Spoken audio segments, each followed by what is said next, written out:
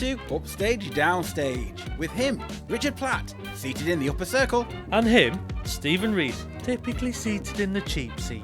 This is the Theatre Podcast, where we discuss productions we've seen, Things we've liked, and may not have liked, giving our complete unprofessional and non-biased opinions. So grab a brew, Take a seat, and let's raise that curtain.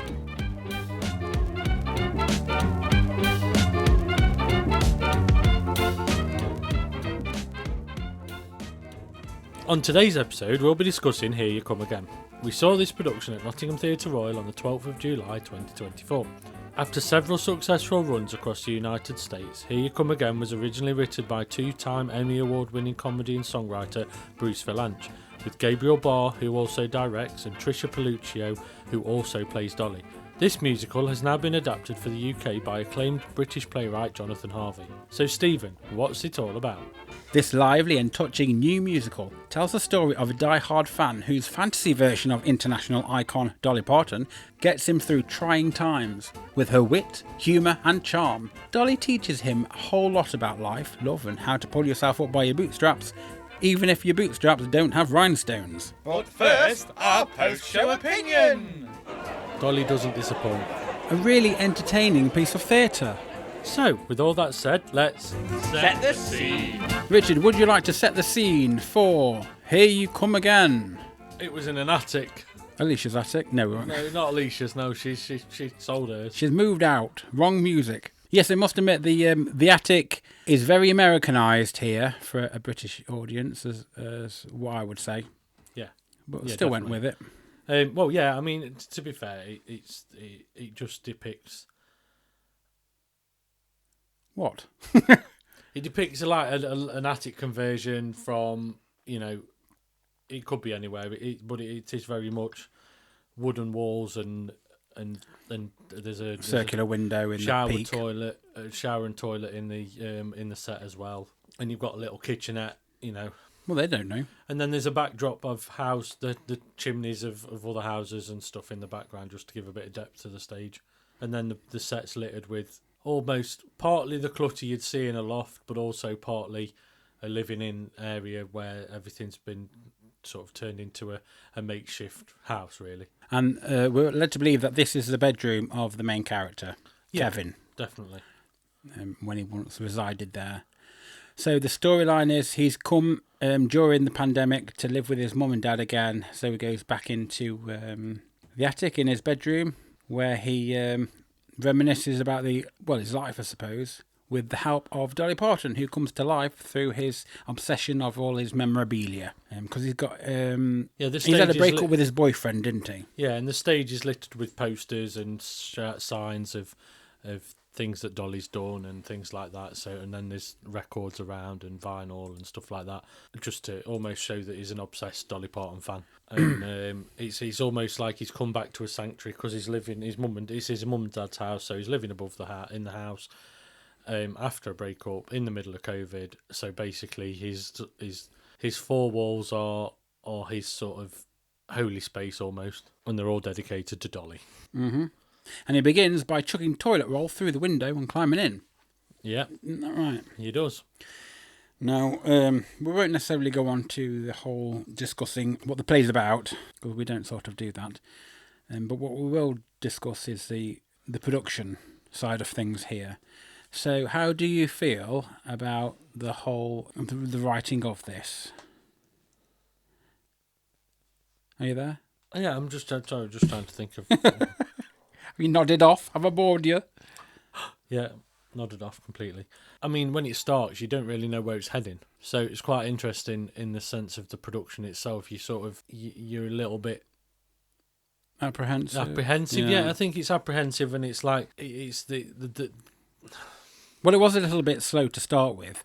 I think by the end of Act 1, I was wondering, okay, so where's this going exactly? Yeah, where is- It yeah. just seemed to be a bit, I don't want to say long-winded as such, but because it was only a two-hander and I didn't particularly know what it was about, I would say that how it was all advertised, I was expecting this play to be about Dolly Parton. yeah.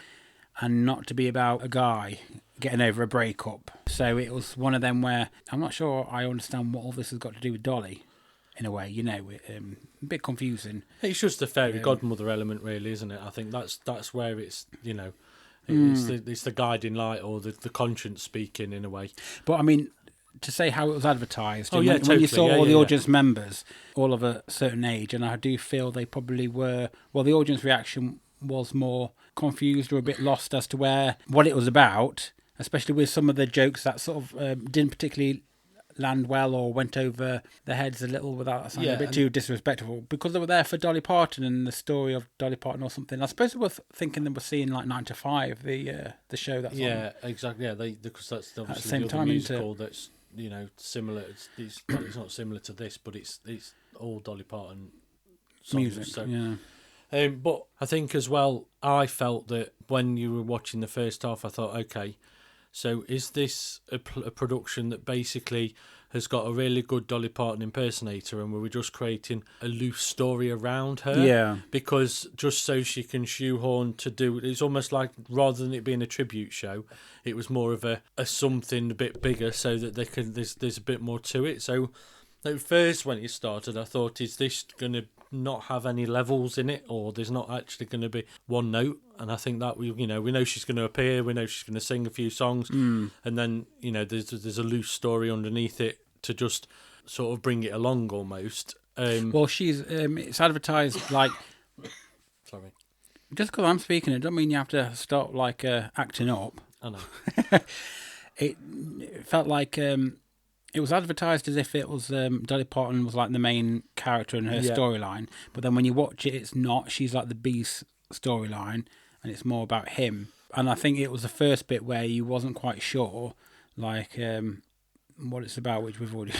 But interestingly, you could compare it to something like Little Voice, because in a way it was in a similar sort of cocooned moment of somebody being locked away and sort of obsessing over the songs. Yes, in Little Voice, the actual... Well, she was there to find her voice at the end of it.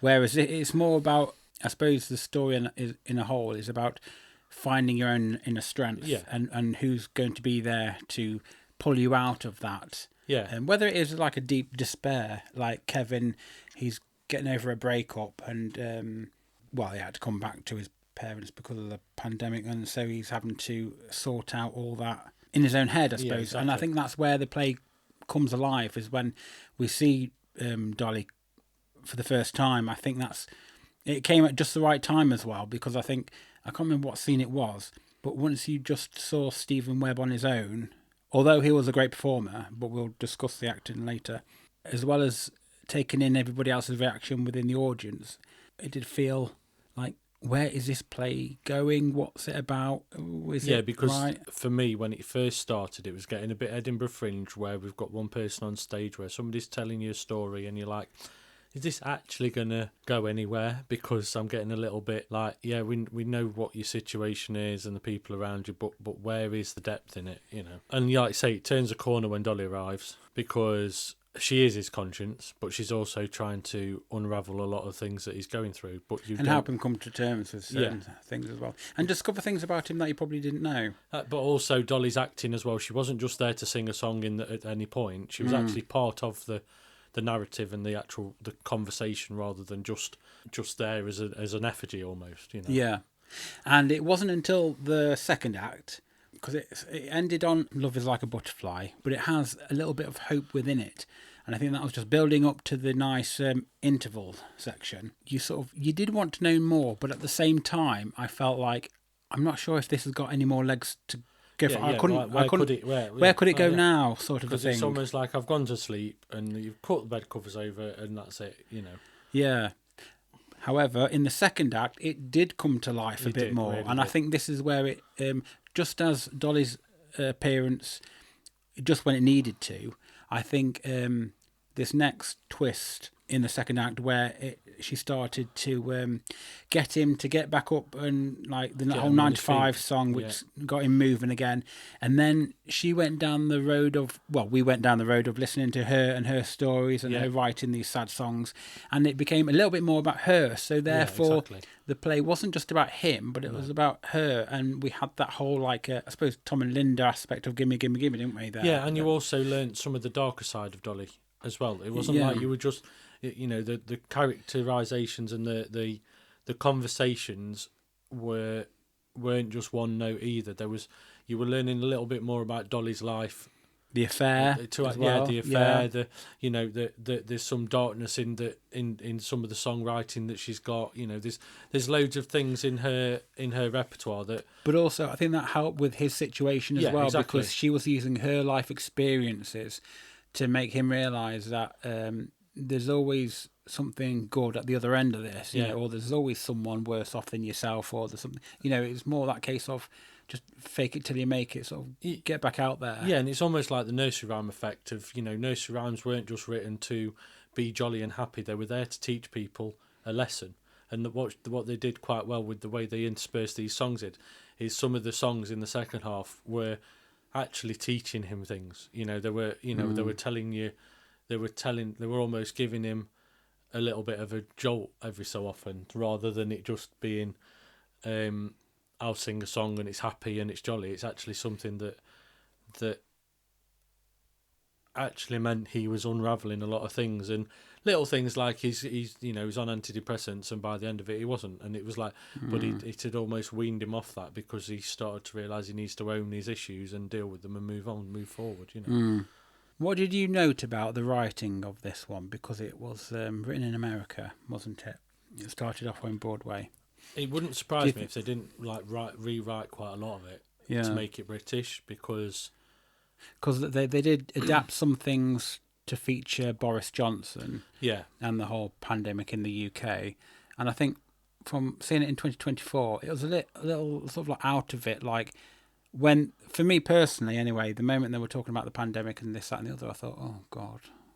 Yeah. Is it like too soon to still be banging on about that or whatever? I don't know. I suppose in a way it helps sort of push forward the narrative of why he can't leave the room, and why he's gone back to his mum and dad. Yeah, and it's sort of that may have been part of a rewrite, because I don't know when the original was done, but it might have happened before pandemic even hit. Yeah. This might have just been something that was, Could be, but then you could also, like, if he has broken up with his partner, who's like a Financial Times stock exchange person or something, FTSE 100 or something or other, he could just go back there because they're selling house or something. Exactly, yeah. I think the issue I had with it was the characterisation of Kevin. I didn't believe for a minute a 40-year-old would act so childish, in terms of having the first, like, his relationship's gone to pot, it's broken up, and he's going home crying and getting the violins out and stuff over that. I think if you're of a certain, superficial rather than very superficial. And I think if you're 40, you've probably been about a fair amount of time that you've dealt with a lot of rejection. Would you really go back and start pining about something? And I think also I don't think it helped with the what their relationship was about anyway. Like, I couldn't particularly care. Yeah, really, I think some people are. There are an element of certain people being quite superficial. There's some people who live quite a privileged life, and in a high where they don't have to work or want for anything. There's more chance of people being more sort of childish even at an older age. However, he was portrayed as living in a house with his parents, and he'd got somewhere to go, but it wasn't like mummy and daddy had bought him a house or anything. So it was not. He didn't give any. If he was a spoilt brat, you could understand, like, mummy and daddy have always made sure he's got everything he needs, but you didn't get that because he's having to live back at the house that's above their house. So you didn't get any idea that he wasn't, and he was having to work in a cafe bar, which didn't lead you to believe that he'd have to have some form of. Well, he was trying to be also a comedian. That was a failed comedian, or not one that went very far. But I think it was his characterisation would have been more suitable for a 20-year-old. Had he have said he was more 20 than 40, it would have been more believable, because it would have been, his first boyfriend or first relationship that would have meant a lot more. But then I suppose some people go through life without being in a relationship, so it's probably the first one in his life, because not everybody's been in them that much, so no, it can. But would you get so aggrieved by it? You might do, because I think sometimes it all feels new and childish and fun, maybe, but I'm not saying that everybody's like that, but you get the elements. I've certainly known people that even in their older age can still be quite childish, because they don't live in in reality sometimes. So it's because they are narcissistic and sort of full of themselves and think that they should get everything they need, and and also they're almost upset when something happens that you think actually in the real world you wouldn't react like this, but some people just don't live in the real world. I know quite a few people that almost distract themselves by going, it's la la la, it's nothing to do with me, I'm just going to live this happy simple life and jump around with rainbows and stars, and they don't actually ever lower themselves to be in reality. So there are elements you can see that I've some people I work with that that can be like that. So possibly, but for me personally, I just didn't see this guy being 40 but more 20. Like it did for me, it just didn't suit the age range that they were going for. But that's not to say I didn't particularly like the rest of the show. I did. Oh no, not at all. Yeah, no, exactly. It's only natural to analyse that part of it as well. Because there was a few things that just stuck out, and that one, the age thing, for me, it did stick out a bit. Like it wasn't particularly acting accordingly to the age. It felt a little bit too childish. Anything else you would like to add about the writing of this? Not that I can think of. I think it was, I think the rewrites helped because it didn't feel overly American. So they must have written quite a lot to bring it into, set aside and where it was like the actual setting of it and everything. Mm-hmm. I do think the actual writing it's clearly been edited to appeal to a British audience because there was a lot more in it than probably was in the original. Yeah. Because there was quite a lot of hints of sarcasm and things that were happening that were going off. Even the Dolly edits must have, they worked really well. So. Mm-hmm. And I quite liked how it seamlessly went from live action to then Dolly singing. Yeah. It didn't feel forced. It didn't feel like this is going to be a song now. It just naturally went into it. On some occasions, there was like a setup because I know exactly where this is going to go now. And I think 9 to 5 was definitely one of them. And I think as well, it was nice that they leaned into that because it became a nudge, wink to the audience. Well, when they say, "Come on, it's time to get out of that bed," yeah, exactly. Stumble in the kitchen, you know where it's going. Well, exactly, yeah. But they weren't, and I think also, we've not really talked about song use, but I think that the Dolly songs they picked weren't all the ones that everybody knows. Some of the ones that would educate somebody who'd never really heard Dolly songs. They had a few bluegrass ones, didn't they? Yeah, the early years. But they also they interspersed them well, where you didn't realise some of them were actually Dollies in a way, I suppose. Well, Islands in the Stream, that was Bee Gees, but I personally knew that. But yeah, but I suppose a lot of people might not have done. But it's things like God's Colouring Book and Me and Little Andy and Song for the Common Man. Not everybody knows them. They're just you might only know 9 to 5 because it's 9 to 5. I felt the direction for this one was extremely good, and I don't think there was anything that wasn't that stuck out like a sore thumb, really. From the quick changes of the scenes in terms of, the quick costume changes that were done in the shower, straight to like chucking things around and catching them, even getting having Dolly come out of the poster was quite a good inventive way of getting her to just magically appear. Yeah, I also like the where she entered in a different place, even though they recreated the entrance that she did in the first half. In the second half, they obviously thought, no, we're going to do a misdirect here. We're going to come through a different area of the stage and, just to poke fun at it a little bit. And it's in a way, it's a lot to direct because there's only 2 of them on stage mostly, Yeah, and a lot of it is talk and conversation. I think what helped with this was the use of the live band being just above them on the set as well. Definitely. So that added an extra little dimension that there's more people living upstairs that you could actually see on stage. So it helped them not feel so alone. And also with this, you had magical numbers. Now, whether that was like the wine being Turned poured into out, water. yeah, and all those other things. Yeah, it was for me. It was like though it almost then started to become a bit of a cabaret performance, where you'd got interspersed little effects, like a bit like the end of Act 1 where Dolly disappears under the bed sheets. You know, that was just a little bit of fun that just added a little bit to it, because it, for me, when you do those sort of magic tricks and they didn't really mention them, they just happened, and it was like, it felt so well directed that it was another thing that was just thrown in the mix, but it was almost secondary to what was happening.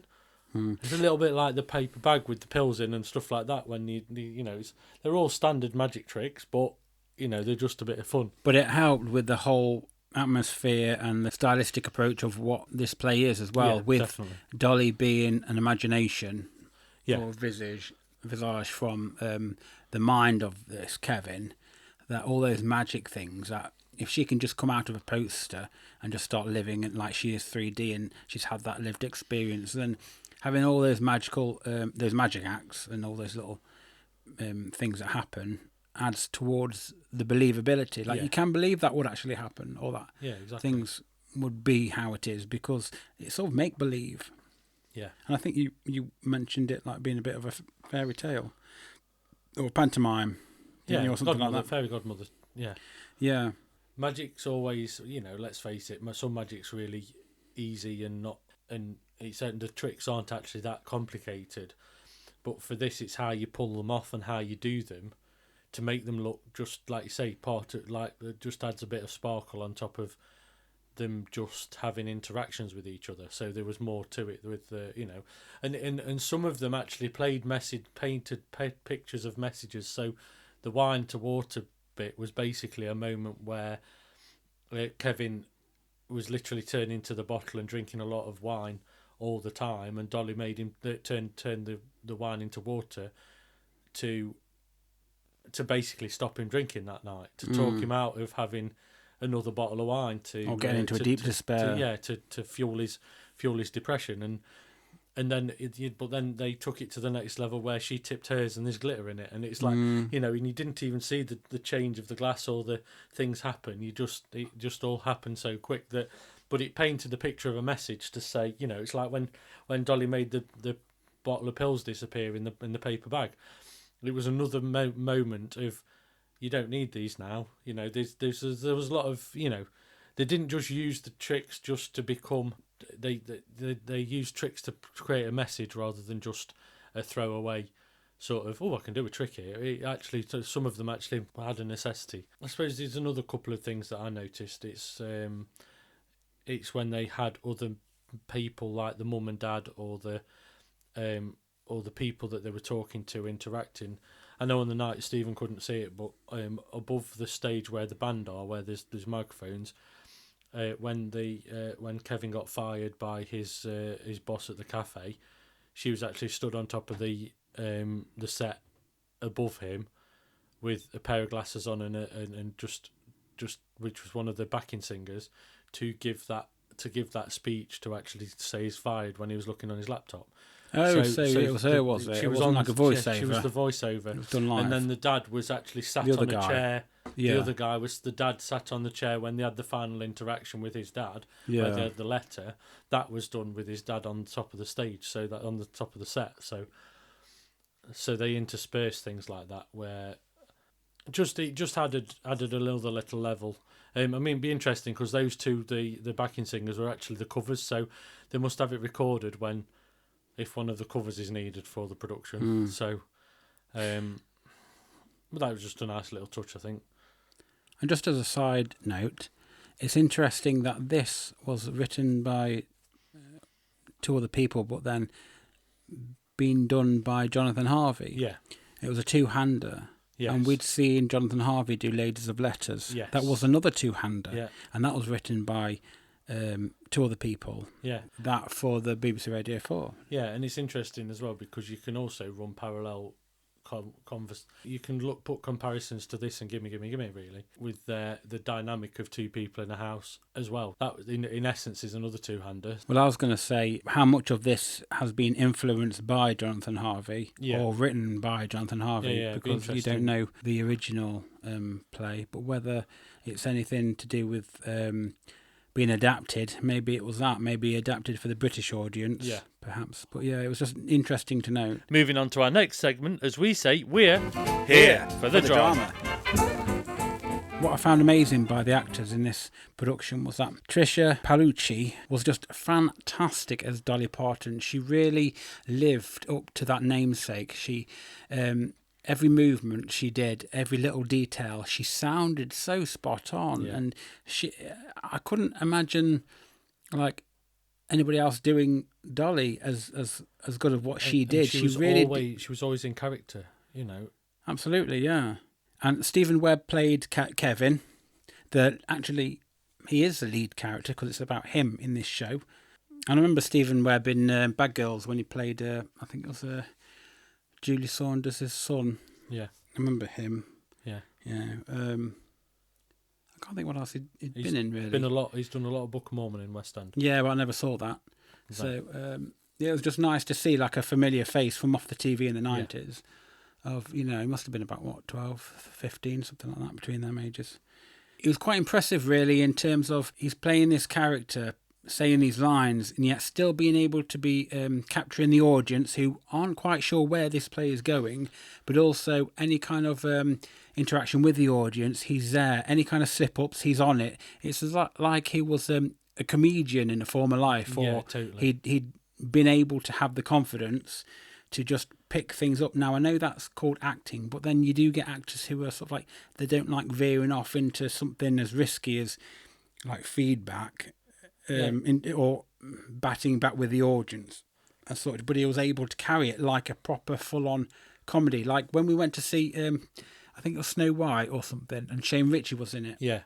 Now the other characters in there, they didn't ad lib. No. But he did, especially when it came to audience participation and going into the audience. At him and he did just carry on. Whereas Dr. Vange wasn't so good. No, exactly. You know, he knew his lines and he knew where to be on the stage, but then he didn't like.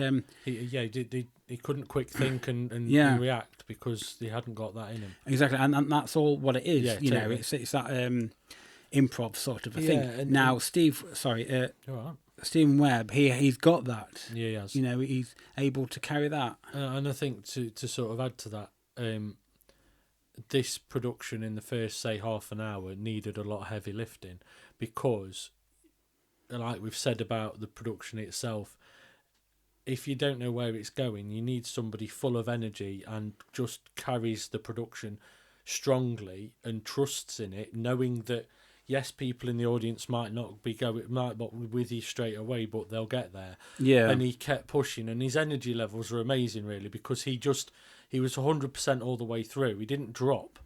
You know, there was no like lull because nobody was reacting. He just carried on. He just carried on motoring through, making people not in a bad way though, and I don't think like 100% one note either. No, exactly. That's what I mean. But the energy was it's consistent. very easy for actors to have to take the energy off the audience and try and use that to fuel their performance, whereas he knew that he would get them there. He'd get people into the production even if they weren't knowing what to expect. Almost he still did it knowing, a bit like, you know, he knew that he got to just keep going and they'll start laughing and they'll warm to it, and that was the, you know, he must have had some experience early on when they were doing it where he just knew that I've got to work hard at this one, you know. What do you mean work hard? What I mean is by that it's all on him. Yes, that's what I mean. The spotlight's always on him. But I suppose it would be because he's always on stage, he's never off it. Exactly. And there's only two of them, so we can't go and rely on the second act to be backstage while somebody else is performing on front. No, and you know. Yeah, and he's almost got to lose himself in that world so that people go with it and follow the journey rather than, you know. I think sometimes those kind of plays help the actor own the play. Like, this is my play. Totally There's only two of them. Whereas I suppose if you're one of many, you can like, oh well, they can replace me, or the understudy can go on this one. I'm going to go to audition for another play or whatever. You know, you have a less of a connection to it. But if it's just you two on this in a play, then you're more likely to promote it and be passionate about it and be like, it's mine. And also, you know, a lot of plays, like, you know, the same as I do. There's so many scenes within a play that you go, well, I've only got another 2 pages and I'll be off, and somebody else will be on, and they'll be able to take. Whereas or they'll be like, how many lines have I got in this? Yeah, exactly. And yeah, but that means that they just think, well, I'll turn up now and do my bit and walk off, and I can be on my phone for the next 20 minutes. Whereas this, you're every scene which there will be in the play, all blur into one. So you've got to. It's all about positioning and going, well, I do this over here, this over there, and that over there, and I've only got one other person really to bounce off, because the other people on stage are adding supporting characters, but they're still not the main focus. So, you know, it's really, you know, there was a couple of moments where we knew that they'd made each other laugh or anything, but they were still in character. I was just going to come to this. It was a bit where it was in the second half, they were sat around the table and they were eating something or drinking something. Yeah. And she just could not... she couldn't get it. I couldn't get a line because out. Both of them had these innuendos. Yeah, I can't remember what it was at the time, but it just made... Whenever she said the next line, it happened to just be even worse or even more like revolting. And it just dug a hole. It just crapped. It just cracked everybody up, even the audience at this time. And you know what? By then, in Act 2, everyone was on their side. And sometimes things like that help a lot for the audience to be on your side when they know it's just 2 people, when they know sometimes, you know, maybe the writing is poor. I'm not saying that this writing was poor, but sometimes things like that, they get you on side, willing it for them to get through it. Yeah, and I think because of that, there's moments of this play, musical, whatever you're going to call it, allows those moments because they are in a little bit of a dream world. So they're allowed to almost fake it a little bit to an audience, or wink, wink, and nudge, nudge to the audience, which doesn't detract from what's happening on stage. Because once they were back on track, it was fine, you know. And I think but it showed that they were real, you know, and it showed that because of his struggles, he could be a bit confused or a bit haphazard a little bit because of that, you know. But I quite like that. That shows an actor's got confidence when they can just completely come off script, talk to the audience and say, well, we didn't rehearse that, did we? Yeah, or, exactly. Or something like that, you know, because then you just know that you've got the audience on your side. But also to note that, you know, Dolly Parton herself was just as quick to come back. So between them, they'd got so much chemistry.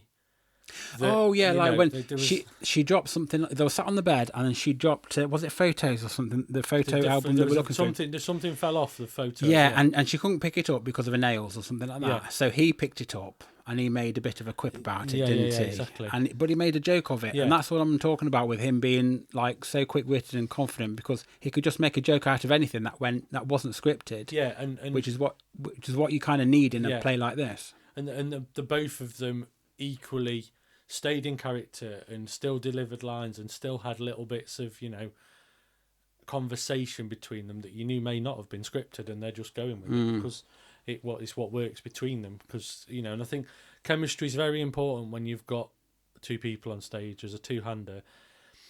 If you're trying to up each other or one-upmanship, it's not. You can see it straight away, and we got none of that, because it's easy to think that the Dolly character is the main person on stage, whereas actually Dolly was the supporting act for the play for this play, which is why my initial reaction of this is a bit confusing, because it should be a Dolly play, but it isn't. However, if we just go back to Trisha Paluccio playing Dolly Parton, her singing ability to get everything right and whatever all the time, you know, is just spot on. You know, some of the best songs that she did were, I think, like was her interaction with Stephen as well, when they were doing Islands in the Stream and Two Doors Down. You know, the dancing commitment there that they were doing. And I think as well, if you only have to watch back old videos of Dolly to realise that those quips and the little conversations she had are the same as what we saw on stage, because that's what she used to do with her audiences on stage. She'll tell people the story about a song, and she'll use it to have a little bit of a joke. So you've got quite a little insight into that side of Dolly as well. They'd cleverly interwoven some of that patter or that speak before a song was sung, and it was clever to mix that really with this production to make you feel like you got an authentic Dolly. And Dolly had a characterization. You didn't just feel like, oh, she's just going to stand there and sing and that was it. You know, you got more, so much more really. Now, in this section, what was your favourite musical number? Oh, that's a difficult one. You see, as To much as I him. like all the classics, I always like the ones that are a little bit off peak, a little bit, because I just like the ones she was singing with Steve. yeah, Not like I didn't like any of the others, but it was nice to see them both enjoy that moment Yeah, of them definitely. dancing. So I think Yeah. Two Doors Down, I think it was that one, yeah, or Islands in the Stream. yeah. Because at one point he got dressed up, didn't he, as a drag, Dolly in Yeah, drag. yeah, he did. And that was amazing. That was funny. Well, it was unexpected as well, though. It was Yeah. like, because you didn't know where it was going to go, and it just... He went there. He went into Yeah. a little fantasy. Yeah, exactly. And this production was peppered with little moments like that. Literally, I mean, for me, Jolene was hilarious because you'd got Kevin playing Jolene with a bit of red material. And just wandering around stage and oh my with god, a I forgot about torch, that. Yes, and just, they had the fan on stage, yeah, didn't they, they blowing did. his Blowing hair his about. They just on to create like a 70s film moment, you know, and it I just completely forgot about that. Yeah, it was there was just those little moments that just made you laugh where it was pure dress up, but it was pure fun. It was just fun. it's very stereotypical of when you're singing to a song and you've got the hairbush in front of you. And Yeah. it's one of them where you're just performing for yourself. Yeah. It was Or you're at one of a them. party in someone's house and they're all dressing up and you're just there's somebody running around like Kate Bush and stuff like that sort Yeah, of. it did come across like that, didn't it?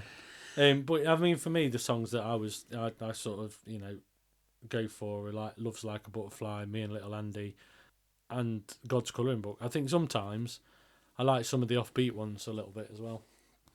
I liked them all, but, I just like the story some of them painted.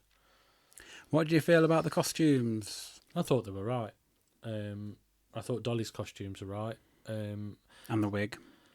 Yeah, and I think this is probably a nice way to sort of link in something else I was going to say. It's very clear that a lot of research has been done on Dolly as being part of this production. There was a lot of, costume moments or, little things. It was like, we talk about the Jolene bit, but it was, I think those things elevated those songs than just being a karaoke show. We actually got a little bit more to that, and I think that was like the drag moment, and that those things help a lot because it just adds more depth and layers to the production. And at first you think, oh, it's just going to be a bit of fun, but actually you start realising there's a lot more craftsmanship in it than you thought, and I think that's to be in the right place, to have the torch, and to have these things stood in the right place, and to do things to because what I suppose we haven't mentioned is they move the set pieces around and things on stage, and if that didn't end up where it needed to end up, that song moment wouldn't have looked anywhere near as good. So it's all those elements come together then. And Steve Webby just wore a casuals, really. There wasn't anything special there, No. but it's just a position as to how Dolly was looking. And also the backing singers and the band were basically country and western backing singers, so they got waistcoats and Boots on. and boots on and stuff. So you got the same element of as an American backing band, really. But it all came together and it all looked good, and there wasn't anything particularly out of place. Moving on to our next segment, as we say, what the tech is this?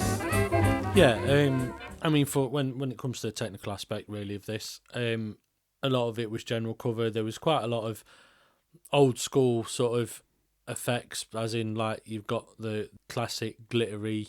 Oh, I can't remember the word. Like a starburst around Dolly's entrance to to add a bit of sparkle to it.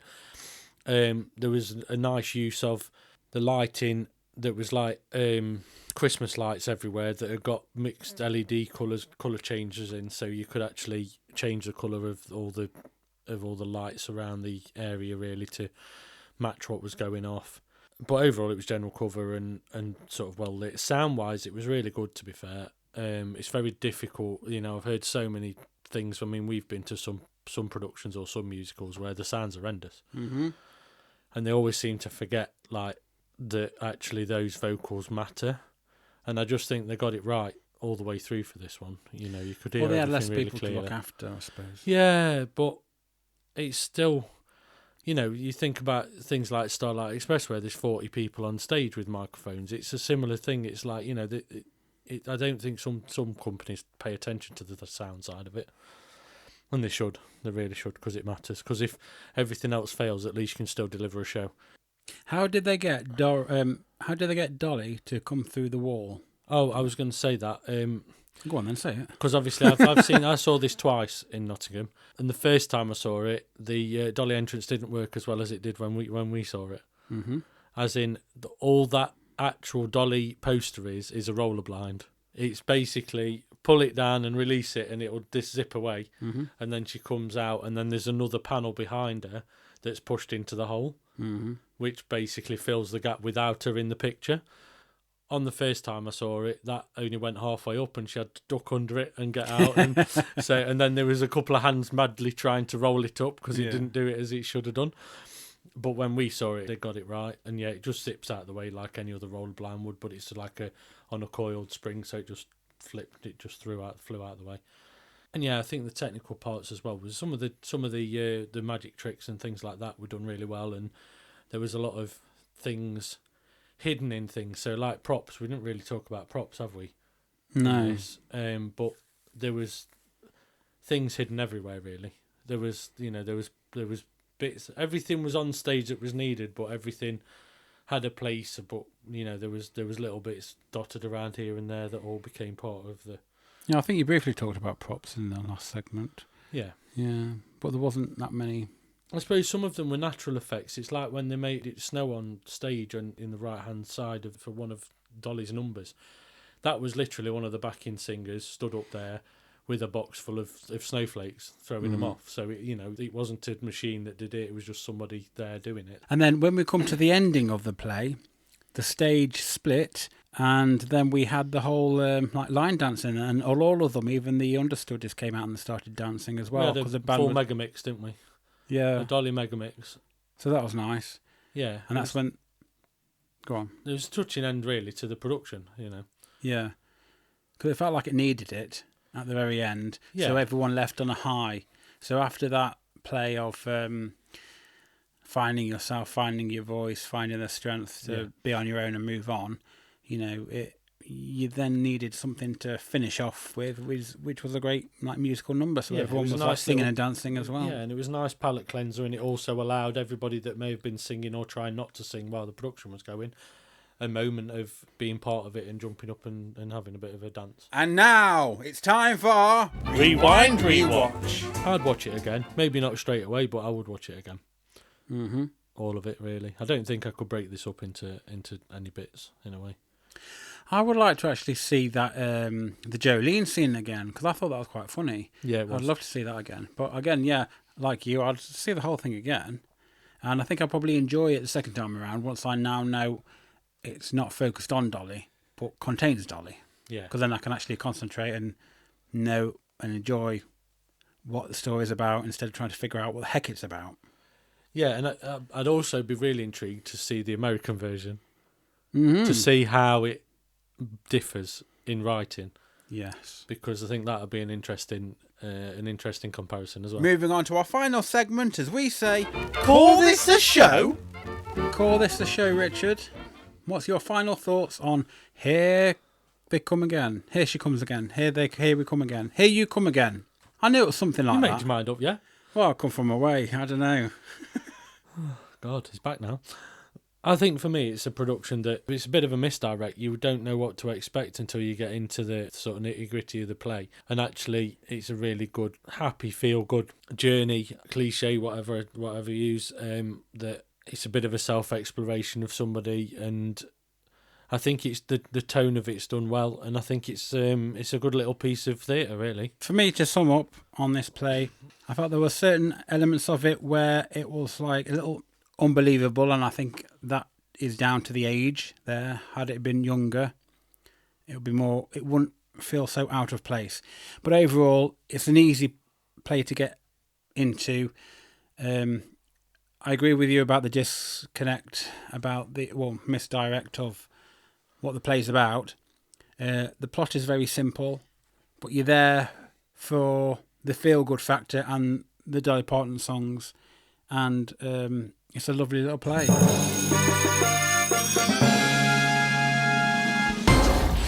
Scores then, please, Richard. 4, Here You Come Again.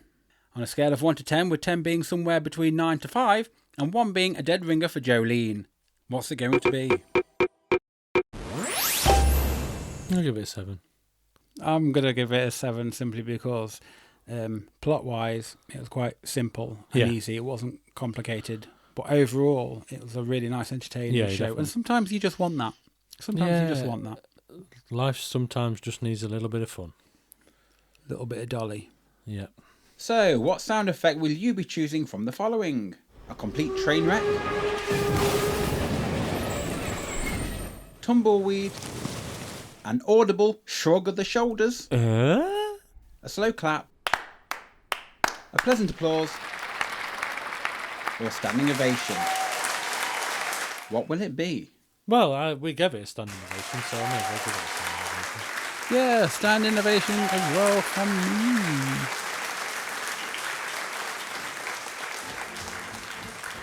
So there we are. That's our discussion of Here You Come Again. We hope you find it insightful. If not entertaining. Stay tuned as we bring you more of our thoughts And opinions. on many theatrical delights in future episodes. If you'd like to get in touch, email us at upstagedownsstagepod@gmail.com. You can always join in the chat to share with us your views of a production. Also, make sure to follow, share, like and subscribe to all our channels so you get every episode the second it's released. And we hope you join us again for another instalment of Upstage Downstage.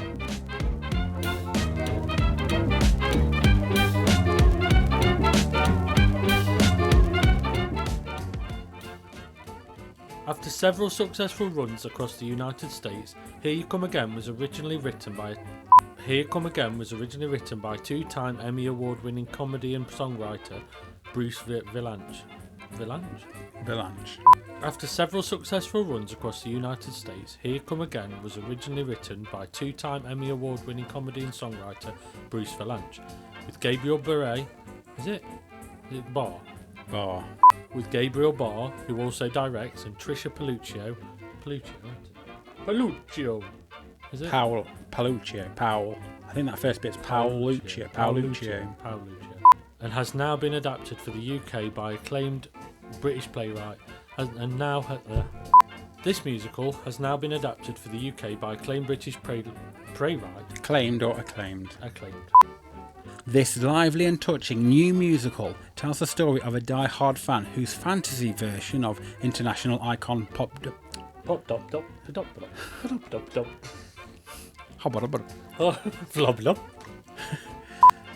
This lively and touching new musical. Sorry, that was my best take then. No. I mean, when you're ready, you can carry on. You know, So, just with because all you're that not said- speaking, it doesn't mean you have to be on your phone. I didn't know if you're going to do it again. You ready? So there we are. No, actually, I'm not. Go on. So there we are. That's our discussion of Here You Come Again.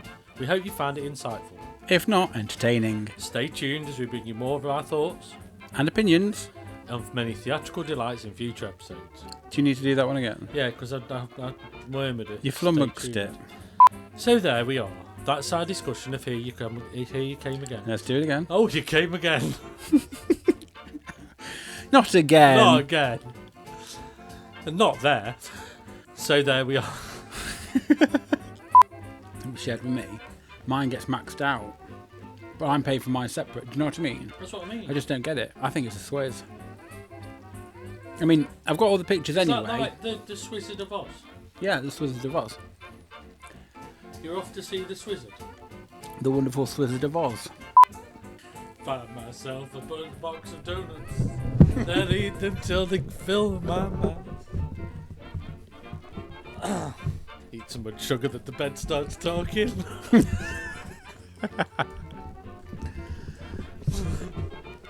You're 2 doors down, you are. Where are you going now?